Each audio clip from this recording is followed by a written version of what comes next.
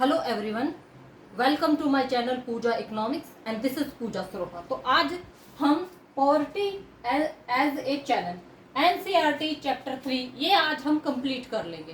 तो आज का जो मेरा इरादा है कि शॉर्ट्स में ही मैं आपको इतना बता दूं कि जो चैप्टर है वो कंप्लीट हो जाए, क्योंकि अगर मैं इसको डिटेल में करने की कोशिश करती तो 1-2 दिन एक्स्ट्रा लग जाते, क्योंकि ये काफी समझने वाला टॉपिक है। तो इसमें हम शॉर्ट्स में ही चलेंगे। सबसे पहले है एस्टिमेट ऑफ पॉवर्टी। तो 1973 में ये 50% के अराउंड था एस्टिमेट पॉवर्टी का। हाँ एडजस्ट हो गया।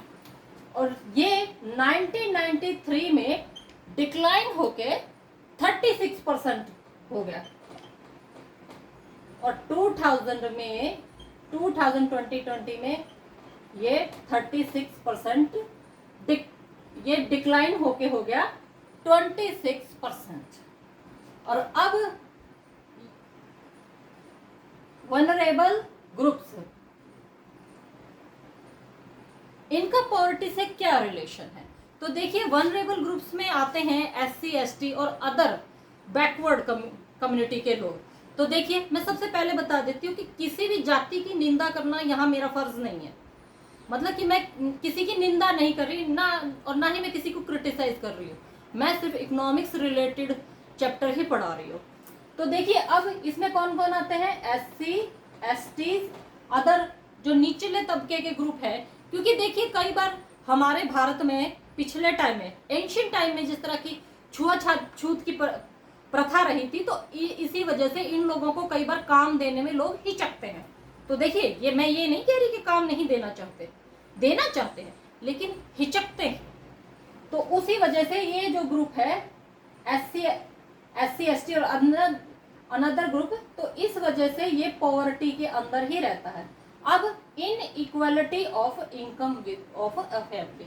इन इक्वालिटी मीन्स क्या? तो जैसे कि आपको पता, हमने राम शरण वाले चैप्टर में पढ़ा था, वो उसकी जो वाइफ है वो मतलब पार्ट टाइम मेड का काम करती है और थोड़े बहुत पैसे कमा के लाती है। देखिए, यहाँ पर मैन और वीमेन, इनकी भी इनइक्वालिटी होती है। मैंने भी कई बार देखा कि मैन को ज्यादा तनख्वाह मिलती है और वीमेन को उससे थोड़ी सी कम तनख्वाह मिलती है।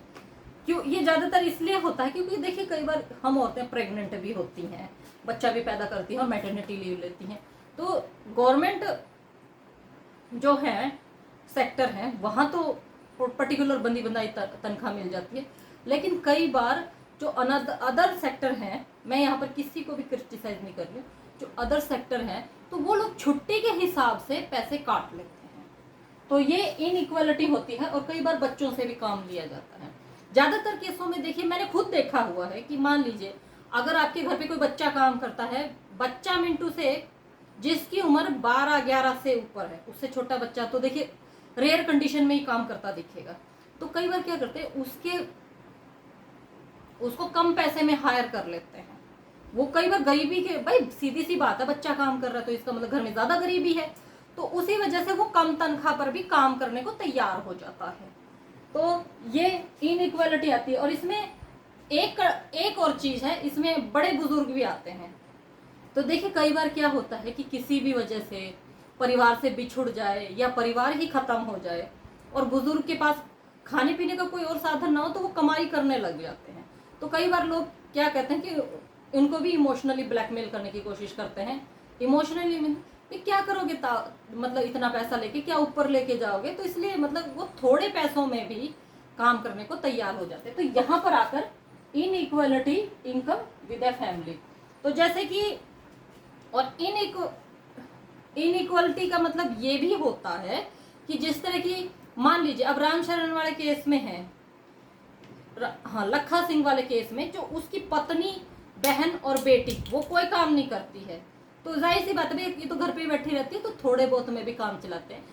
थोड़े बहुत में ऐसे कि बच्चों के पास पहनने के लिए प्रॉपर जूते भी नहीं है, और इवन ऑयल, सोप, और इवन लड़कियां पढ़ती भी है तो भी वो लग्जरी आइटम माना जाता है। तो ये यहाँ पर inequality with a family. Next one is, तो सबसे पहले है हमारा इंटर स्टेट डिस्पैरेशन। ये क्या होता है? देखिए सीधी सी बात है कि अगर मान लीजिए घर में 40 बच्चे हैं, कोई गोरा है, कोई काला है, कोई नाटा है, कोई मोटा है, तो ये क्या है कि इंटर स्टेट में, मतलब भारत में ही इंटर स्टेट मतलब 20 स्टेट ऐसे हैं जो पॉवर्टी लाइन के, जहां पर पॉवर्टी रेशो काफी गिरा हुआ है। तो बिहार में है ये, उड़ीसा में है ये 47% पॉवर्टी रेशो, और बिहार में है 43%। इतने परसेंट लोग पॉवर्टी से नीचे हैं। और सबसे ज्यादा लोवेस्ट है जम्मू कश्मीर में। कितना है?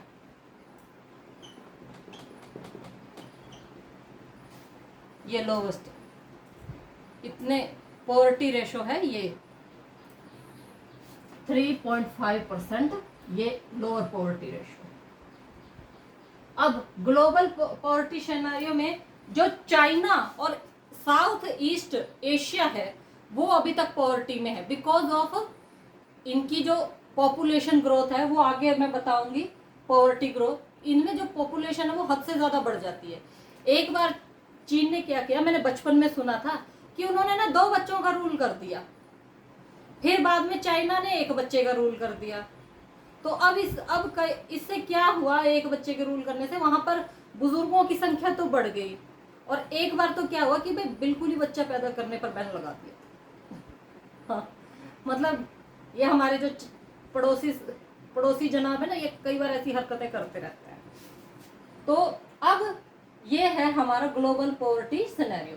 तो अब पॉवर्टी के केसेस क्या क्या है, क्या क्या कारण है? रैपिड ग्रोथ ऑफ पॉपुलेशन, वही बात आती है। तो जिस तरह क्या है कि हमें, आपने भी सुना होगा अपने बड़े बूढ़ों से, भाई जितने ज्यादा लोग हों उतना ही काम आसान होता है। भाई संयुक्त परिवार कहते हैं ना जिसे, ये कहते थे, मतलब कि कई बार जब ये जो परिवार नियोजन वाले गांव की टीम में जाते थे ना, गांव में जाते थे ना अपनी टीम को लेके, तो वो कहते थे लोग जी बढ़िया है, जितने ज्यादा बच्चे हों उतना ज्यादा जी काम करेंगे, उतने बड़े जी सहारा बनेंगे। मतलब ये मैंने हरियाणवी में बता दी ना, कभी आ जाता है वो अंदर का हरियाणवी बाहर। भाई जितने ज्यादा मतलब बच्चे हो ना, उतना ही ज्यादा वो कमा कर लाएंगे और उतने ही ज्यादा वो हमारा सहारा बनेंगे। तो देखिए, वो ज्यादा बच्चे पैदा करने का उस टाइम एक अलग रीजन था। रीजन ये था कि कई बार बच्चे अपनी पूरी एज नहीं कर पाते थे। अगर मान लीजिए 5 बच्चे भी पैदा किए तो उसमें से भी मुश्किल से 1-2 ही बच पाते थे। लेकिन जब हेल्थ फैसिलिटी आई और ये birth rate, death rate decrease हो गई, तब वो बच्चे जिंदा रहने लगे। तो मेरा मतलब ये है कहने का कि अगर आप ज्यादा बच्चे पैदा करते हैं तो सबसे पहले उनको खिलाना भी पड़ेगा, प्लस में आप उनको खिलाएंगे भी, एजुकेशन भी चाहिए, फैसिलिटी भी चाहिए, और बाहर त्योहार आते हैं, मतलब कि जो भी फेस्टिवल आते हैं तो उनको इंजॉयमेंट भी चाहिए। तो ये कई बार क्या होता है कि अगर कमाने वाला एक हो, खाने वाले 6-7 हो, तो कई बार पूरा नहीं पड़ता है। तो ये हमारी रैपिड ग्रोथ ऑफ पॉपुलेशन इस पॉवर्टी का केसेस है।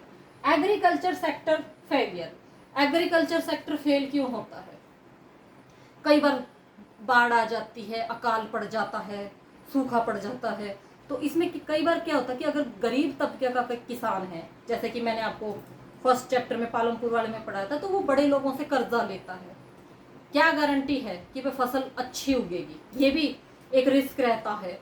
और उससे क्या होता है कि अगर फसल बर्बाद होगी, फसल तो गई, प्लस में वो कर्जा है वो भी चुकाना पड़ता है, और उस कर्जे को चुकाने के लिए किसान को एक अनदर कर्जा लेना पड़ता है। और उससे क्या होता है कि आपका जो आप कह रही हूँ किसान है वो गरीब पर गरीब होता जाता है। सॉरी, थोड़ा इमोशनल हो गई थी, क्योंकि कई बार ऐसे सिचुएशन में जो किसान है वो आत्महत्या भी कर लेता है। सॉरी, अब अनइक्वल डिस्ट्रीब्यूशन ऑफ लैंड, ये पॉवर्टी के बाद, पॉवर्टी कह रही हूँ, I am so sorry, independence, after independence ये लैंड का डिस्ट्रीब्यूशन किया था। तो जो ठाकुरों और जमींदारों ने था, उनके पास तो ज्यादा भूमि थी, तो और जो गरीब तबके के लोग हैं उनके पास गुजारे लायक भूमि थी, और जो उनसे नीचे उनके पास तो थी नहीं, वो फिर दिहाड़ी मजदूर का काम करते थे। तो ये है अनइक्वल डिस्ट्रीब्यूशन ऑफ लैंड। मतलब अब ऐसा है भाई कि उन जिनके पास ज्यादा भूमि है वो तो अपने लिए दिहाड़ी मजदूर लगा लेंगे, और प्लस में उनको पता नहीं कितनी दिहाड़ी वो दें। कई बार ये न्यूनतम मजदूरी से भी नीचे होती है। सोशल फैक्टर, ये वाला मेरा फेवरेट है क्योंकि इस बात को लेके कई बार मेरी फ्रेंड्स के साथ बहस भी चलती है। सोशल फैक्टर यानी कि जैसे कि मैरिजेस हैं, फेस्टिवल्स हैं। अभी जैसे एक छोटी सी बात मैं आपको बताती हूँ। अभी सितंबर चल रहा है, अब अक्टूबर है, और अब की बार का जो करवा चौथ है वो 1 नवंबर को है। देखिए मैं वो नहीं कर रही हूँ, प्रचार प्रसार नहीं कर रही हूँ, सिर्फ बता रही हूँ क्योंकि देखिए छोड़िए। तो अब की बार का जो करवा चौथ है वो नवंबर में है। तो अब इससे देखिए क्या है, करवा चौथ आएगा, हाँ जी भाई नए नए सूट लेने हैं। नया सूट तो चाहिए सुहागन स्त्री को, प्लस में नई चूड़ियां भी हो, बिंदी भी हो, प्लस में मैचिंग अंट शंट ये सब चीजें हों, और उसके बाद करवे भी हों, करवे, मिठाइयाँ, सरगी भी खाएंगी। पंजाब साइड सरगी खाती है। अब ये जो मतलब है रिवाज, ये पूरे भारत में चल पड़ा है जहां जहां करवा चौथ मनाया जाता है। तो देखिए अब आप लोग कहेंगे कि भाई इससे लोगों को रोजगार मिलता है। हाँ मिलता है, लेकिन इसका एक माइनस पॉइंट भी है कि देखिए एक बात है, अब मान लीजिए अब किसी सुहागन को सामान खरीदना होगा ना, तो वो किसी सुहागन से ही सामान खरीदेगी। ये हमारे सॉरी टू से, पर ये एक माइनस पॉइंट है हमारी सोसाइटी का। तो वो एक सुहागन से ही सामान खरीदेगी। अगर सामान बेचने वाली कोई विधवा औरत है तो उससे तो सामान लेंगे ही लेंगे नहीं भाई, अपशगुन माना जाता है। तो उससे क्या और फिर उससे क्या होता है कि एक हम औरतों में आदत भी होती है एक दूसरे के साथ कंपेयर करने की। हाँ उसने बढ़िया सूट लिया मैं भी ऐसा ही करूँगी। तो अब इससे क्या है कि हम बढ़ा चढ़ा के करते हैं, तो उसकी नकल, कई बार नकल करने की कोशिश में खर्चा ज्यादा हो जाता है और महीने का बजट बिगड़ जाता है। मिडिल क्लास तो फिर भी हैंडल कर लेता, हाई स्टाइल भी हैंडल कर, लेकिन निचले तबके वालों को हैंडल करना मुश्किल हो जाता है।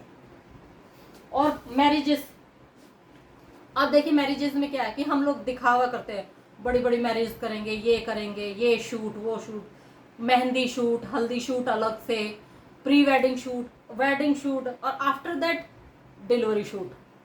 सॉरी मुझे नहीं पता उसको क्या कहते हैं, वो बेबी बम दिखाता है ना, मतलब प्रेगनेंसी के बाद वो प्री डिलीवरी शूट कह देते हैं, चलो प्री डिलीवरी शूट कह देते हैं उसको। तो उसमें तो फिर उसकी देखा देखी क्या होता है कि, तो कई बार क्या होता है कि सामने वाला भी कह देता भाई इन्होंने किया तो हम भी करेंगे, भाई हम क्यों नहीं कर सकते। अब उनको ये नहीं पता कि उसे कर्जा कितना चढ़ेगा। कई बार बेटी को ब्याहने में बाप का इतना लोन हो जाता है कि सारी उम्र तो वो लोन चुकाने में चली जाती है, और स्थिति अगर ऐसी आ जाए कि भाई बेटी ना एडजस्ट कर पाए तब और मुसीबत है। तो ये थे हमारे पॉवर्टी के रीजन। तो अब हमारी सरकार ने इसके लिए क्या क्या कदम उठाए हैं गरीबी को हटाने के लिए।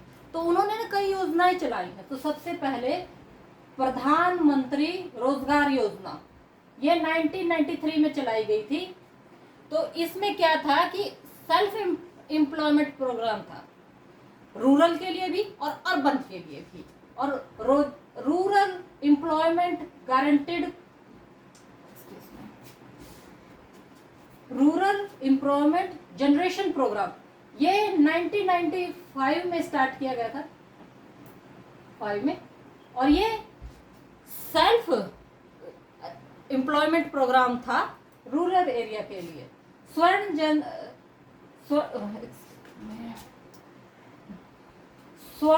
जयंती ग्राम स्वराज योजना, ये 99 में स्टार्ट की गई थी। तो अब नेक्स्ट वन है प्रधानमंत्री ग्रामोदय योजना, ये 2000 में स्टार्ट की गई थी। मतलब ये मतलब मोस्टली एक ही है भाई, रोजगार के लिए है।